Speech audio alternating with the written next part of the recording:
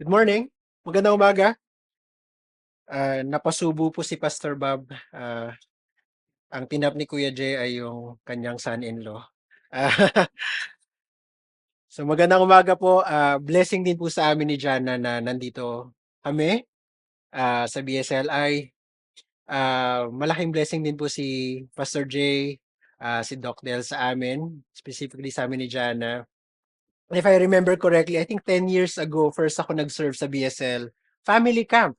2015, kung naalala nyo po, sa CCT. So, naalala ko lang ngayon, parang 10 years ago na yung family camp na yun. And then, remembering 2015 nga, 10 years ago. So, malapit din po sa puso namin yung BSL. And we love seeing the church grow. Hindi lang po yung numbers, but hopefully deeper sa pananampalataya and hopefully more fruitful as you serve itong church, itong communities ninyo at even your family. So, um, I do hope na sa time na ako po ay Lord willing nandito, maging blessing din po ako sa inyo. So, intro muna. Noong 2000 or 2001, nagkaroon ng series ng commercials yung soft drink na Sprite. Yung mga youth dito baka hindi nyo alam to kasi hindi pa kayo pinapanganak. Ang tagline na ginamit ng Sprite ay magpakatotoo ka. So yung mga kaedad ko dyan, baka naalala. So may iba-ibang commercials at yung bida o your main character ay may hinaharap na challenge doon sa commercial. So titigil yung commercial, may magvo-voice over tapos mapapaisip yung bida, tatanungin siya ng voice over. Magpapakatotoo ba siya o hindi? Halimbawa, ito na siguro yung pinakasikat na commercial ng Sprite. Yung eksena ay isang high school fair. So may booth, may mga rides, medyo maingay at may mga special guest or artista dun sa school. So yung mga estudyante dyan, isip nyo, parang walang ganun sa school namin. Dati meron, no? May mga high school fair. Hindi ko alam kung bakit inigil. So nagkakagulo yung mga estudyante kasi may mga artista nga. So may yung bida, isang babae estudyante, medyo konyo siya, no? Naiingayan siya sa nangyayari. Sabi niya, who's there ba? It's so ingay. Ganun talaga yung script, no? Hindi ako yon. Yung script talaga yon. So habang may hawak siyang Sprite, at nabangga siya nung sanhi nung ingay. Si Piolo Pascual. Kasi sabi ng voiceover, si Piolo pala. So si Piolo bumili rin ng Sprite dun sa tindahan. At habang naghihintay, yung estudyante, tinanong ng voiceover, ano ang gagawin mo? So dahil katabi na nga niya si Piolo, no? Ang sabi ng voiceover, may choices, no? A, magpapa-autograph. B, deadma. C, hahalik. Kay Piolo, no? Siyempre, si Piolo. Yung mga fans po ni Piolo, relax lang.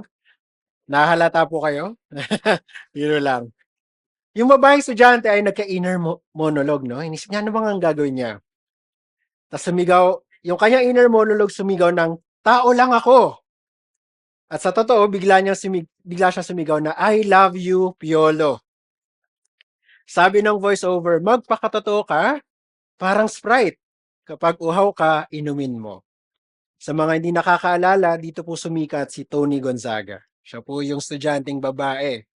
No, hindi na po niya kamukha yung babaeng yon. Sobrang bata pa po at payat, no? So anong koneksyon nito sa pag-aaralan natin, no? Naisip ko lang na mahilig ako sa Sprite eh. So hindi po. Hindi to tungkol sa artista, sa Sprite, o sa mga commercial. Gusto kong gamitin yung tagline ng commercial na yon. Anong gagawin mo? Magpakatotoo ka.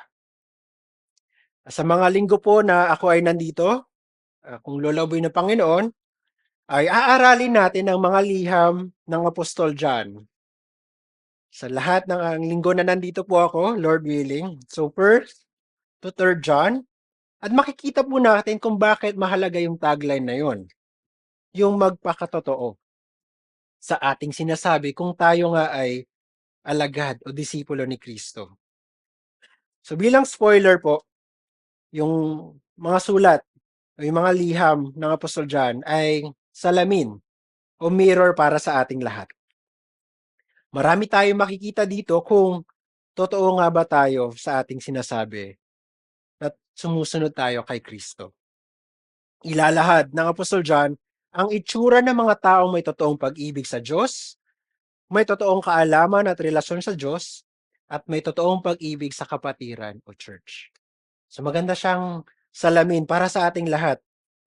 Kung sinasabi kong Kristiyano ako, totoo nga ba akong Kristiyano? So tinatanong ng Apostol John, magpakatotoo ka. Bawat taon po binabasa ko ito, yung First John, no, ng buo. One sitting, around 20 to 25 minutes matatapos niyo nang basahin ito. At para sa akin, ito ay isang matinding paalala. Hindi lang dahil ako ay matagal ng Kristiyano, pero kailangan ko ng paalala, totoo pa rin ba yung sinasabi kong identity ko? Hindi porket matagal na akong Kristiyano, ay pwede akong mag-cruise control yun. Kung ano-ano na lang yung gagawin ko dahil alam naman ng mga taong Kristiyano ko. Hindi, kailangan nating tanungin na kung yung pahayag nating Kristiyano tayo ay totoo pa rin pa talaga. Ang sulat, ang mga liham ng Apostol John ay paalala na una, ang Kristyanismo, ang Christianity is certain. Sigurado. Sigurado ang pananampalataya kay Kristo. Pangalawa, dahil sigurado tayo kay Kristo, paniwalaan natin ang katotohanan at mamuhay tayo ng tama. So, sinasummarize ko lang po, no? At pangatlo, kung totoo ka nga Kristiyano, hindi sapat ang tamang paniniwala at tamang pamumuhay. Parang, anong gusto mong sabihin, Kuya RG? May pangatlo pang sangkap para sa Apostle John. Tamang pag-ibig. So, tamang paniniwala, tamang pamumuhay, at tamang pag-ibig sa Diyos at sa kapatiran. So, right belief, right life, right love. So, ang titulo po ng ating serye, Lord willing, hanggang 2026 siguro, no? Hindi ko po baka mga 10 pong Sunday ang gugugurin natin dito.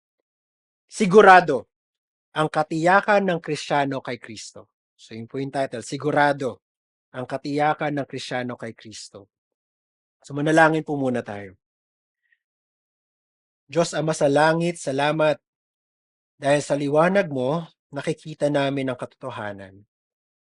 Nawa Panginoon sa aming pag-aaral ng inyong salita, kayo ang magbigay liwanag sa aming mga puso. Gamit ang banal na Espiritu, turuan mo kami kung ano ang dapat paniwalaan, kung ano ang dapat itsura ng aming mga buhay, at ano dapat ang itsura ng aming pag-ibig.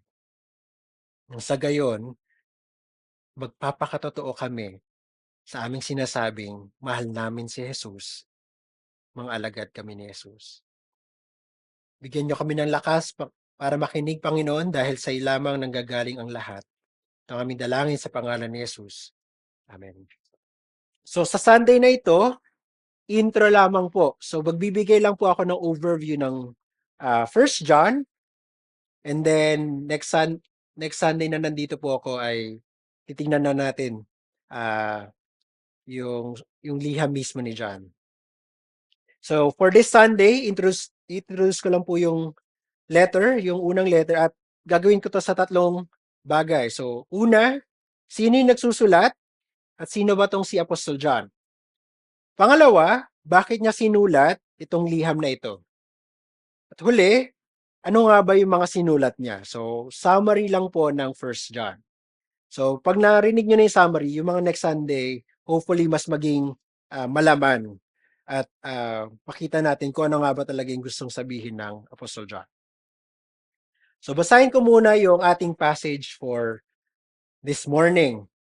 1 John 5, verse 13. 1 John 5, verse 13. Basahin ko sa Ingles at sa Tagalog. I write these things to you who believe in the name of the Son of God, that you may know that you have eternal life.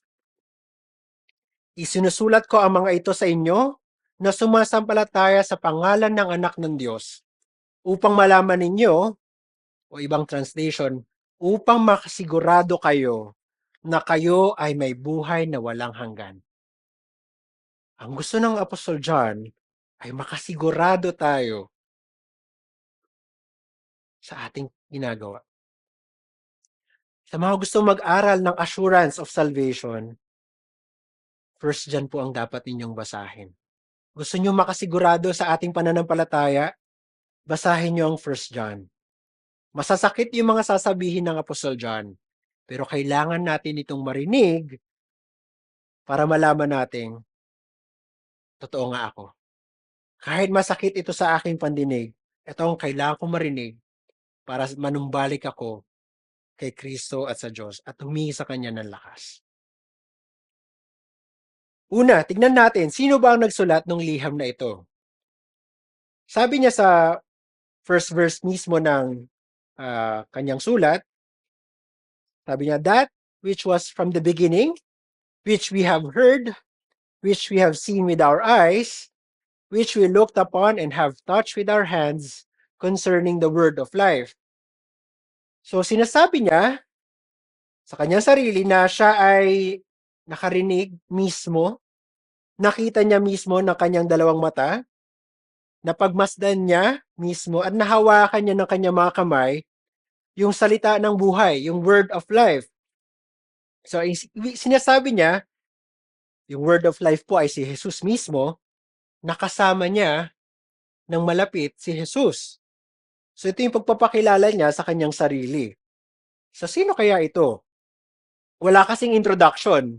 Kung titignan niyo yung mga liham o mga sulat sa New Testament, usually po may introduction.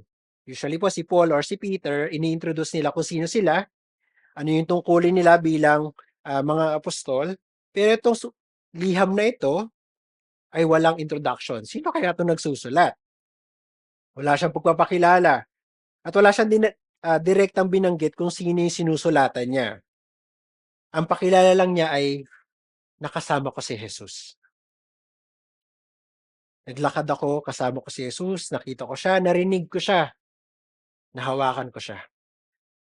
Isa siyang eyewitness. At hango sa mga testimonies ng naunang iglesia or early church, ang nagsulat ng liham na ito ay ang Apostle John. Sabi ng maraming commentator, baka yung rason kung bakit hindi niya na pinangalanan ang kanyang sarili ay dahil kilala na siya ng tatanggap ng mga liham. Hindi na niya kailangang introduce ang kanyang sarili dahil alam niya na kilala na siya ng mga tatanggap ng liham. Hindi na kailangan ng introduction. Kilala niyo na ako. Mas mainam na ipakilala niya ang kanyang sarili in connection to Christ. No, kung sino ba siya sa relasyon niya kay Kristo. So sino ba itong si Apostle John? Dito sa liham, sabi nga niya, nakasama niya ang salita ng buhay, ang word of life. Sa mga ebanghelyo, sa Matthew, Mark, Luke, at sa ebanghelyo na siya rin ang nagsulat, yung John, alam natin na siya ay mangingisda kasama ang kanyang kapatid na si James. So, fisherman. Bilang magkapatid, si James at si John, tinatawag silang sons of Zebedee. Ang ganda nung tawag sa Tagalog, no? Sons of Thunder, yung ibang tawag sa kanila, anak ng kulog. No? Para ang kulit, no? Anak ng kulog. Parang nanggugulo palagi, no? Maingay. Dahil sila ay laging active, silang dalawa ni James and John. Siya ay kabilang sa 12 disciples or 12 apostles of Christ. Higit pa rito, kabilang siya dun sa tatlong laging sinasama ni Jesus pag vital moment sa kanyang ministry or buhay. Halimbawa, si James, si Peter at si John lamang yung kasama ni Jesus sa kanyang transfiguration. No, nakita nila si Moses at si Elijah at even si Jesus na in all of His glory, no, nagliwanag. Si James, si Peter at si John lang din yung kasama sa hardin, sa garden ng Gethsemane, kung saan malapit ng patayin si Jesus. So, kung naalala niyo yung eksena sa garden, sabi ni Jesus, manalangin kayo. Ano yung ginawa nila John? Natulog, no? Hopefully, wala pong makatulog ngayon. Yun lang po yung segue doon, no? Ano matututunan natin kung bakit mahalaga kung sino ang nagsulat nito? Mga kapatid, mapagkakatiwalaan natin yung nagsulat. Mapagkakatiwalaan natin ang kanyang testigo or ang kanyang witness. Mahalaga na si Apostle John ang nagsulat dahil siya mismo ay napakalapit sa Panginoong Hesus. Kung ano ang sasabihin niya tungkol sa Panginoong Hesus ay napakalaga dahil nakita niya, narinig niya, at ipinaliwanag mismo ni Jesus sa kanya lahat ng tinuturo ng Panginoong Hesus. He is a trustworthy witness. May front row seat po siya sa buhay ni Jesus. Dahil saksi siya sa mga turo, himala, at asal ng Panginoong Hesus, mapagkakatiwalaan kung anong sasabihin niya tungkol kay Jesus.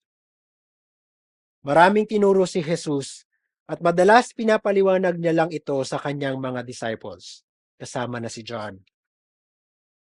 Dahil dito, marami tayong matutunan kay John na hindi natin makikita sa Gospels. No? Marami dito ay parang bago to Especially yung emphasis sa pag-ibig. Sa Gospel of John, actually, emphasis yung pag-ibig, lalo na dito sa mga liham, may matinding emphasis sa pag-ibig. Kailangan nating marinig ang testigo ng Apostol John dahil makikita natin sa kanyang testigo, naglakad mismo si Jesus sa mundong ito. Si Jesus mismo ay mapagkakatiwalaan natin dahil siya mismo ay totoo. At saksi si Apostle John dito. Isip natin, parang basic naman yan. Pero marami pong taong hindi naniniwala na buhay si Jesus. Actually, makikita natin isa sa mga problema ng simbahan na sinusulatan ni John ay hindi sila naniniwala na anak ng Diyos si Jesus. Na hindi nagkatawang tao ang Diyos. So, mahalaga yung pagpapakilala ni John na nakita ko mismo si Jesus. Kaya kailangan nating maniwala kay Jesus. Totoo siya. Siya mismo ay Diyos. Kaya mga kapatid, hindi man natin nakikita si Jesus ngayon, yung testigo ng Apostol John ay mapagkakatiwalaan. Actually, hindi natin kailangan makita physical ang Panginoong Jesus. Pag nakita po natin physical, second coming na po yun. Matakot po tayo kung wala tayo kay Jesus. Pero kahit hindi natin makita si Jesus, maraming tao siguro, no? Gusto nilang sabihin, gusto ko muna makita si Jesus bago ako maniwala. Mga kapatid, ang sinasabi ng mga apostol, mga disipulo, sapat na yung kanilang testigo. Yung kanilang witness para maniwala.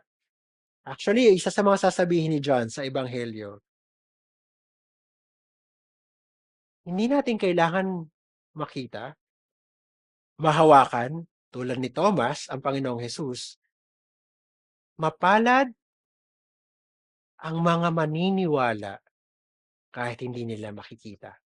Blessed are those who believe kahit walang physical na pagpapakita ang Panginoong Jesus.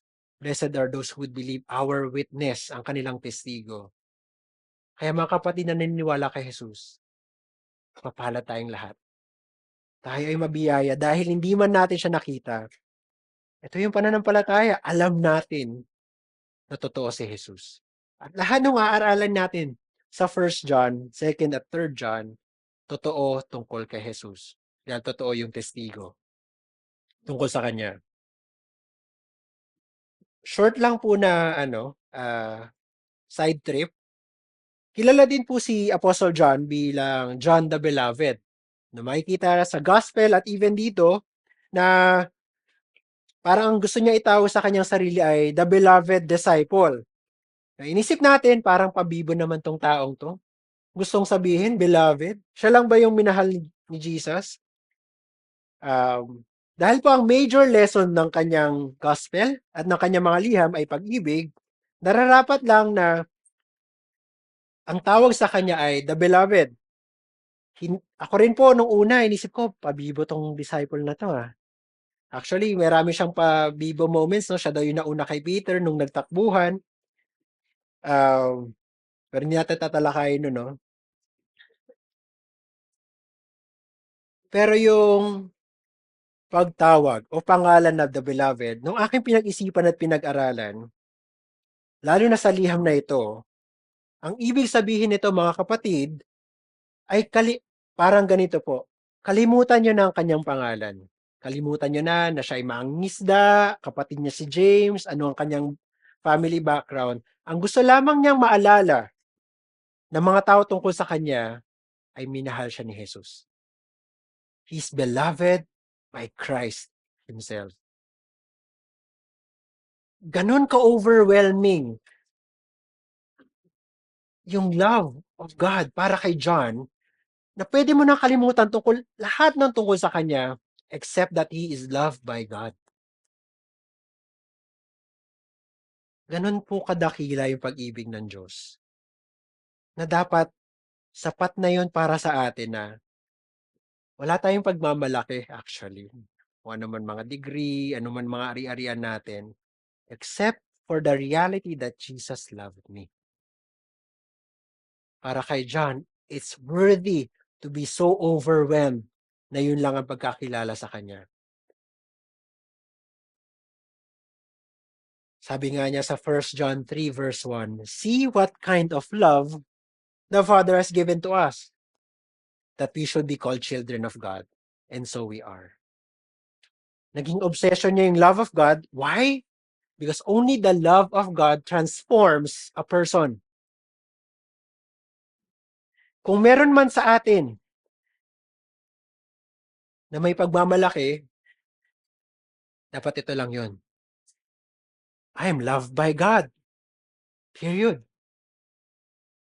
And He made me His child because of His love. Dahil sa pag-ibig ng Diyos, anak ako ng Diyos. Pag-isipan ba natin yon? Para kay Apostle John, hindi maka-escape sa kanyang isipan.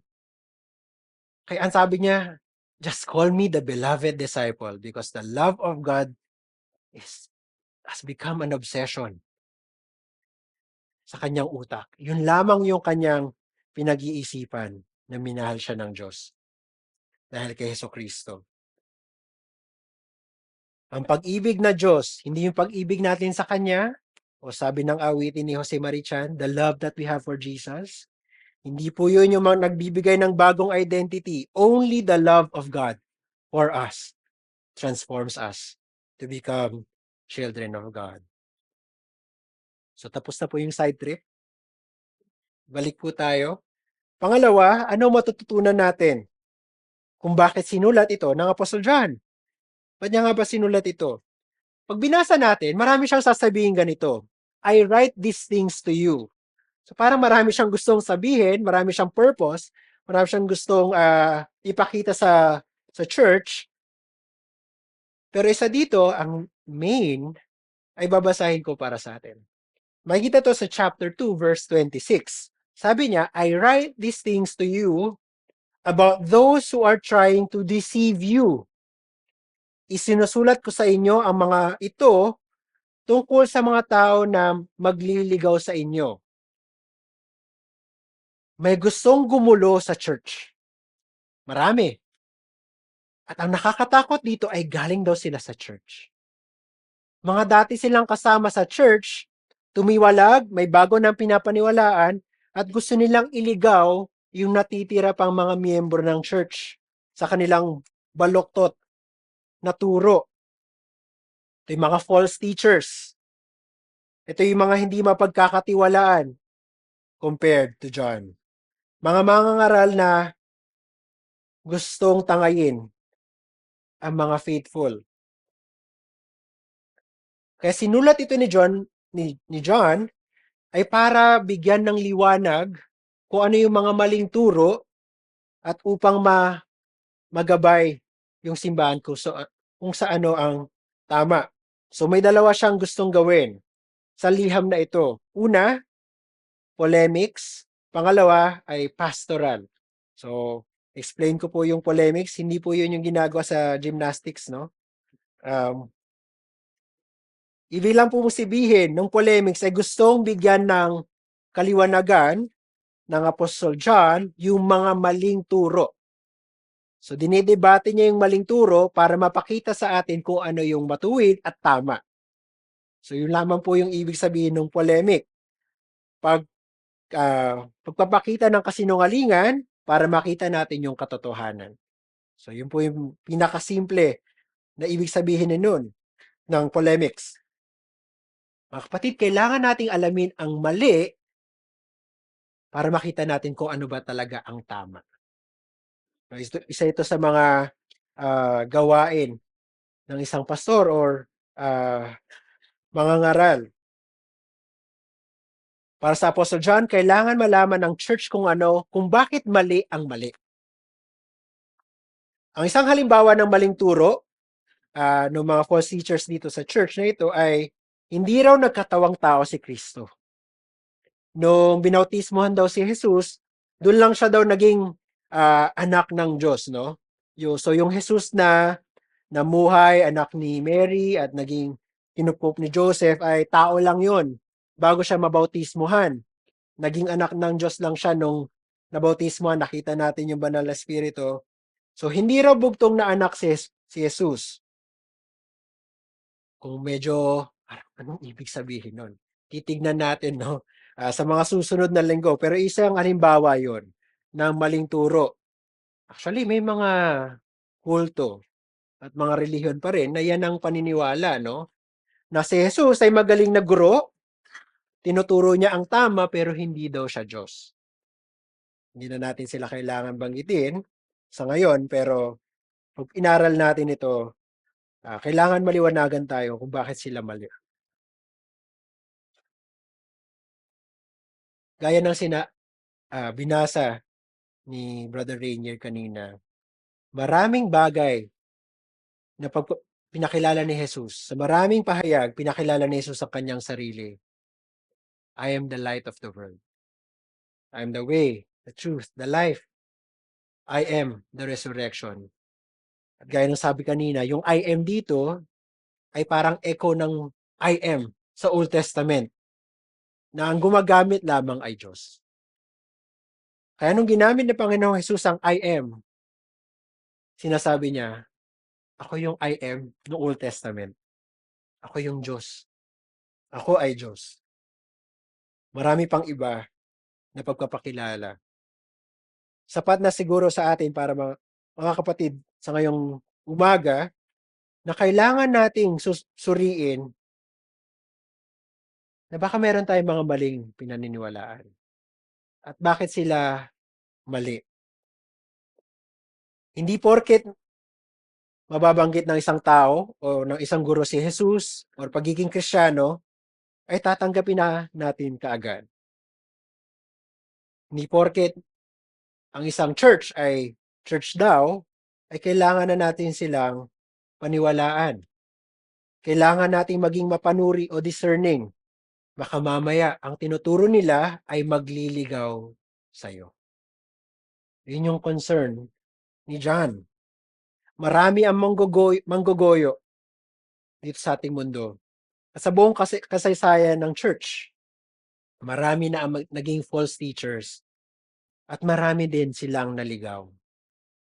Kaya ang gusto ng Apostle John ay alamin natin ang mali para hindi tayo maligaw at hindi tayo mapahamak.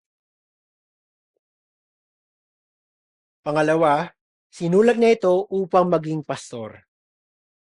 Ang ikalawang layunin niya ay pastulan ang church na ito. Pasensya na po, Kuya Jay, ma-highlight muna kita. Dahil si Pastor Jairos ang ating pastor ngayon. Ano nga ba ang trabaho o tungkulin ng isang pastor? Alam ba natin? Ang tungkulin ng isang pastol o pastor ay paglingkuran ang church. Tulad ng ginawa ng Panginoong Jesus. Ang paglilingkod na ito ay sa pagtuturo, pangangaral, pananalangin, pag-administer ng baptism, Lord's Supper, at pagpapayo, counseling. So 5 tao daw po, 10 sessions. Ang kailangan ni Pastor Jairos. At dahil may gumugulo sa church na sinusulatan ni John, kailangan niyang pastulan o gabayan ang simbahan sa tama. kung ano ba ang kailangan nilang paniwalaan at kung paano sila mamumuhay. Yun po yung pastol o pastor. So yung larawan na ito ay pastol, yung nag-aalaga ng mga kambing o mga tupa. At ito po yung gustong gawin ni Jesus na mga pastor. Igabay sa kabutihan at kalusugan yung mga tupa o yung church. Kitang-kita po yung puso ng Apostle John sa kanyang liham.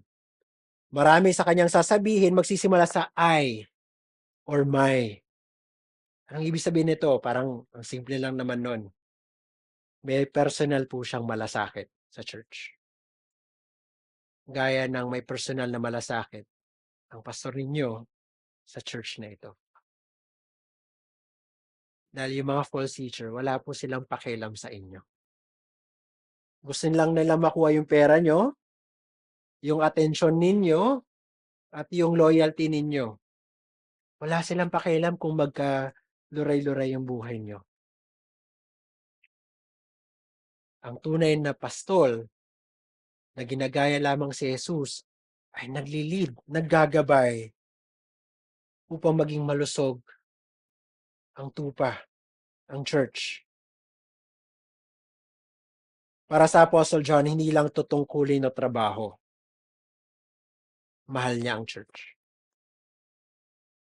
Kaya willing siyang labanan at sagutin yung mga false teachers dahil ayaw niyang mapahamak ang church dahil malapit ito sa kanyang puso. Dahil ang pastor o pastor ay hindi naghahamak sa tupa. Kailangan niyang gabayan ito patungo sa kaligtasan, seguridad, kasiyahan at kalusugan. Sa kabilang banda, yung mga false teachers ay makasarili. Wala silang iniisip kundi ang kanilang sarili. Ililigaw nila kayo, sisirain nila ang buhay nyo, at imbis na kalusugan, iiwan nila kayong gutom at uhaw. False teachers and false teaching will leave you empty. Kaya hopefully, pinapanalangin natin yung ating pastor at yung mga nangangaral sa ating church na maging tapat sila at gabayan tayo sa tama.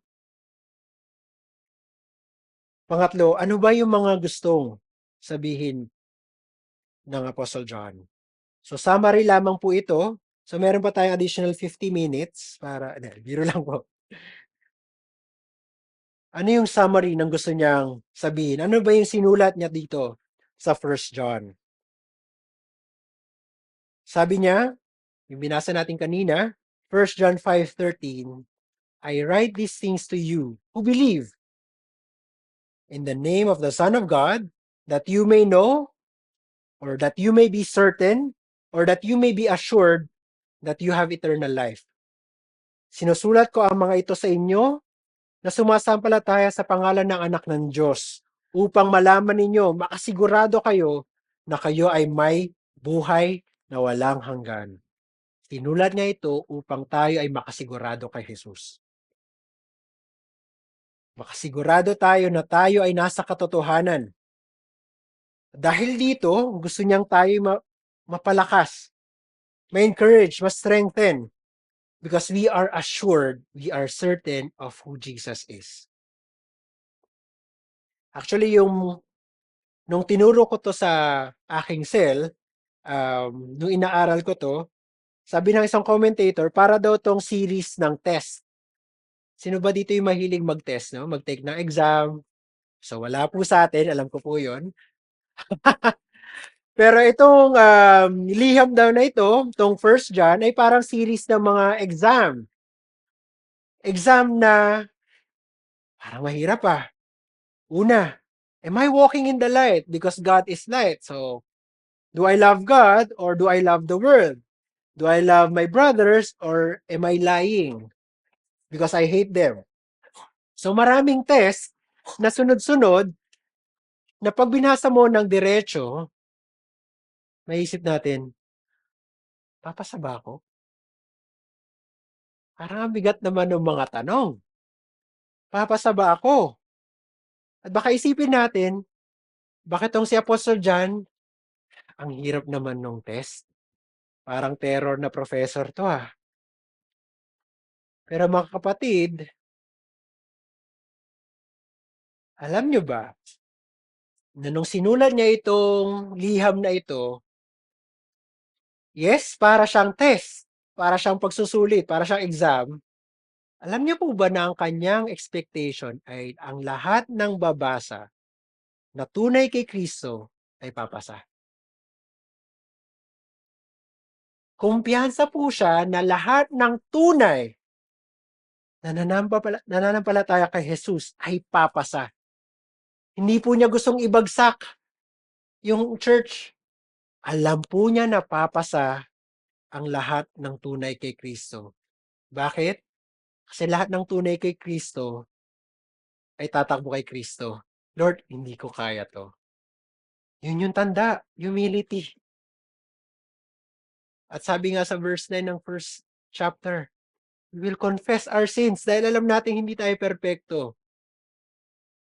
Kumpara sa mga false teachers at mga mayayabang, isipin nila, kaya kong ipasa to. Ngunit lahat ng tunay na Kristiyano ay may humility.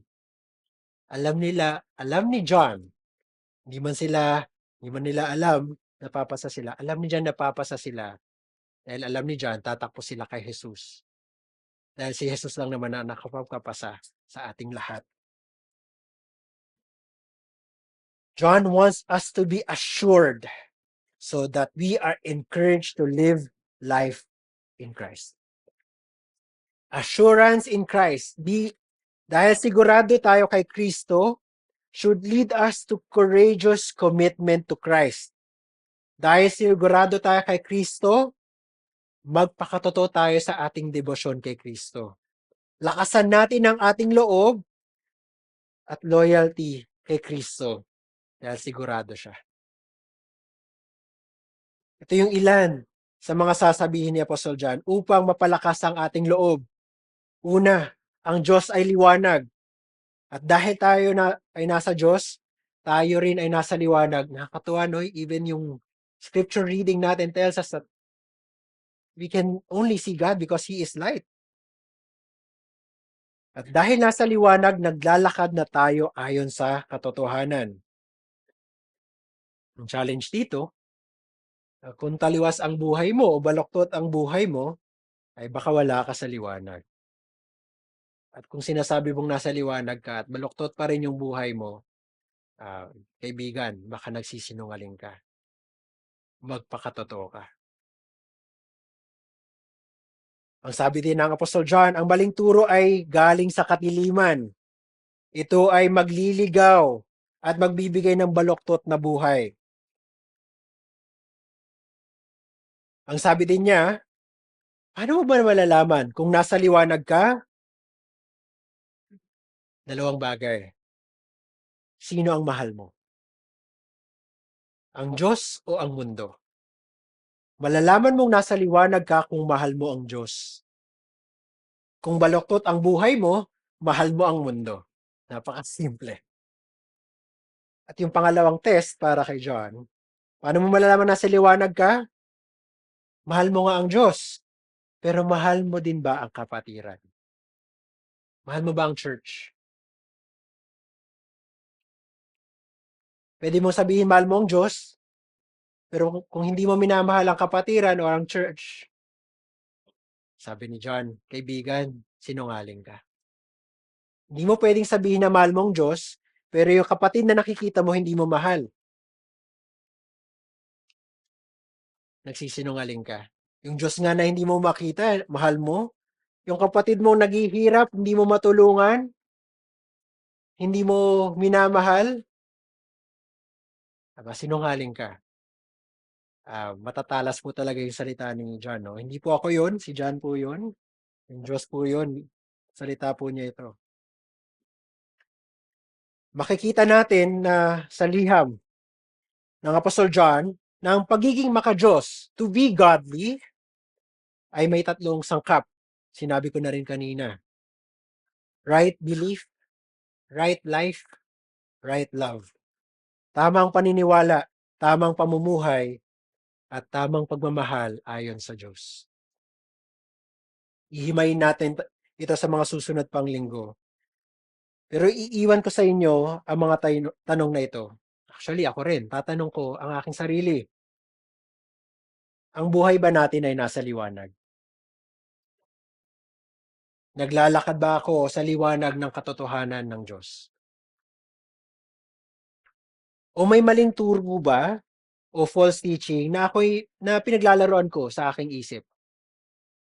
Kung nilalaro mo na yan sa iyong isip, baka hindi mo namamalayan, ganyan ka na rin mamuhay. Sa pangtanong, paano ko ba masasabing mahal ko ang Diyos? Sa salita lang ba? Paano ko masasabing mahal ko ang kapatiran? Linggo-linggo nandito ako, paano ko ba nilalaan ang buhay ko para sa mga kapatiran? Anong itsura ng pagmamahal ko sa church? Let me end with this. Mabibigat ang mga sasabihin ng Apostle John.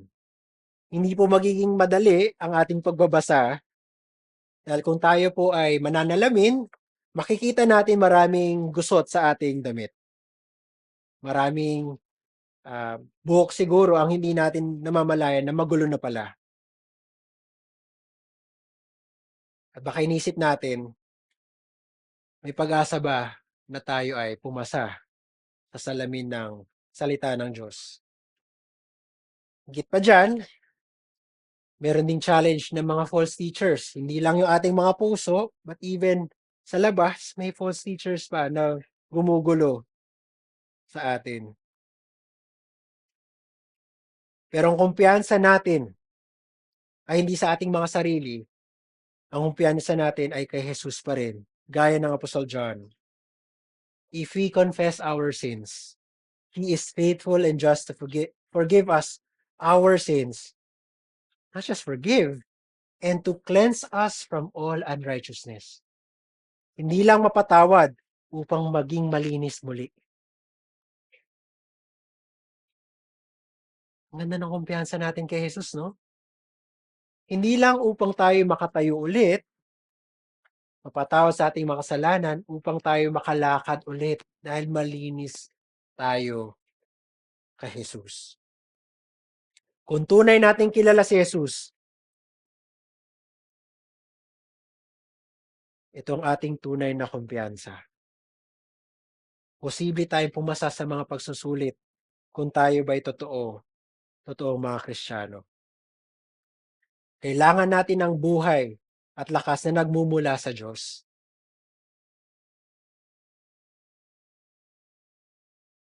In this, the love of God was made manifest among us, that God sent His only Son into the world, so that we might live through Him.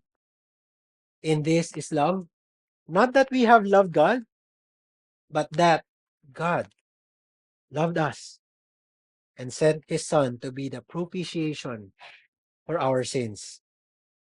1 John 4:9 and 10. Makakasigurado tayo dahil sa pag-ibig ng Diyos. Dahil mahal natin siya, pero dahil mahal niya tayo.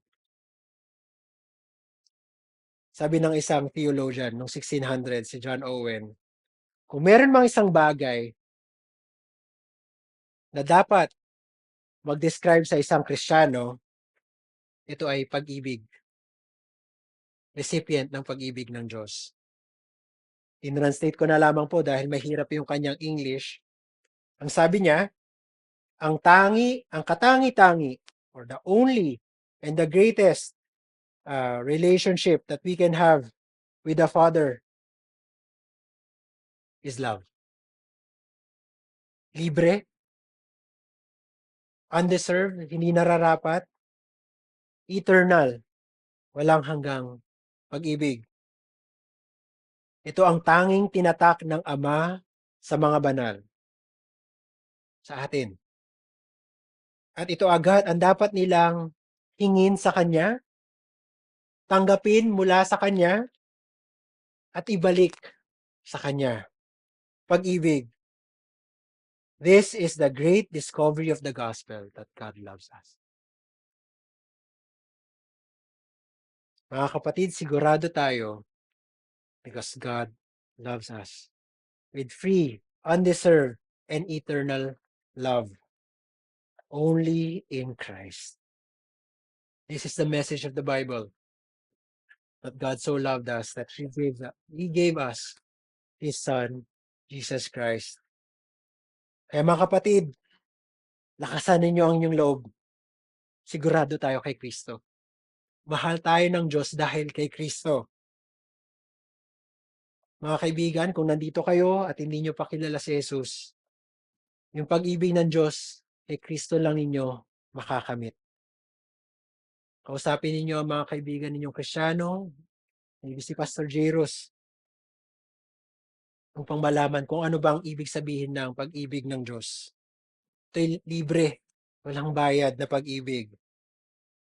Dahil minahal at inibig tayo ng Diyos, maglakad tayo sa liwanag ng may kumpiyansa, may confidence. Let us walk in His light, to love Him and to love one another. Let's pray. Ama naming liwanag, nawa po nagliwanag ang aming mga puso sa katuroan ng inyong salita. Nawa aming pakinggan ang sinasabi ng Apostol John. Ang kumpiyansa namin sa buhay, ang kasiguraduhan namin dito sa buhay, ay hindi nanggagaling sa amin, hindi nanggagaling kung ano man ang aming pwedeng ibigay o aming ari-arian. Ngunit tulad ng Apostol John, we are beloved. We are loved by God. Ang pag-ibig ng Diyos ay nasa amin. Salamat, minahal mo kami, Diyos Ama. Hindi namin alam kung nasan po kami, kung hindi niyo po kami minahal.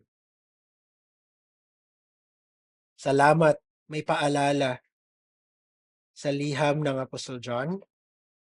Nawa sa aming patuloy na pag-aaral ng liham na ito, magliwanag pa, Panginoon, kung ano ang dapat naming gawin. Ang response namin sa inyong pag-ibig, ang aming response in a righteous and godly life, our response in a loving and affectionate relationship with you at sa mga kapatiran sa church.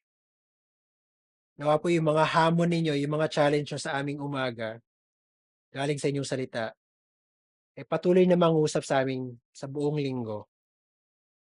Hindi lamang po matapos sa ngayon, ngunit patuloy po kaming bigyan ng hamon. Nang sa gayon, lalapit at lalapit kami sa inyo sa kasagutan, kaginhawahan, at confidence, kumpiyansa. Ito ang aming dalangin sa pangalan ni Jesus. Amen. Amen. Magandang umaga po ulit.